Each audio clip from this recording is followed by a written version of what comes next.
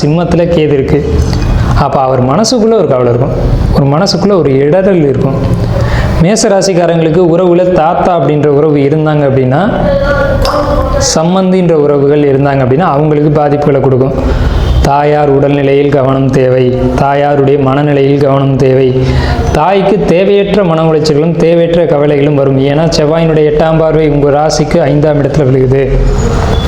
போக்குவரத்தில் கவனமாக இருக்கணும். யாருன்னு கேட்டிங்கன்னா மேசராசிக்காரங்க இல்லை, மேசராசிக்காரங்களுடைய தந்தையும் சரி மேசராசிக்காரங்களும் சரி 2 பேரும் போக்குவரத்து பயணங்களில் ரொம்ப கவனமாக இருக்கணும். சனியினுடைய 3ஆம் பார்வையானது உங்கள் ராசிக்கு 2ஆம் இடத்தை பார்ப்பதால் உங்களுக்கு மனக்குழப்பங்கள், தனியாக பேசிக்கொள்ளக்கூடிய அமைப்புகள் கூட வரலாம்.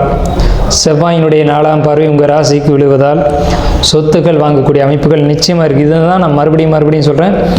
இந்த காலகட்டங்களில் பிப்ரவரி மாதத்தில் எப்படி சார் நல்லாயிருக்கும் நீங்கள் மறுபடியும் கேட்டிங்கன்னா, உங்களுடைய ராசியை 40 நாள் செவ்வாய் வந்து பார்ப்பார். ரொம்ப சூப்பராக இருக்கும். சனி 3ஆம் பார்வையை 2ஆம் இடத்தை பார்ப்பார். சூப்பராக இருக்கும், பிரச்சனை இல்லை. மொத்தத்தில் 100க்கு 100% மேசராசிக்கு பிப்ரவரி மாதம் சிறப்பாக மட்டும்தான் இருக்க போகுது. அப்படிங்கிறதுல எந்த மாற்றமும் இல்லை. என்னை பொறுத்த வரைக்கும் நான் அதை துல்லியமாக சொல்லுவேன்.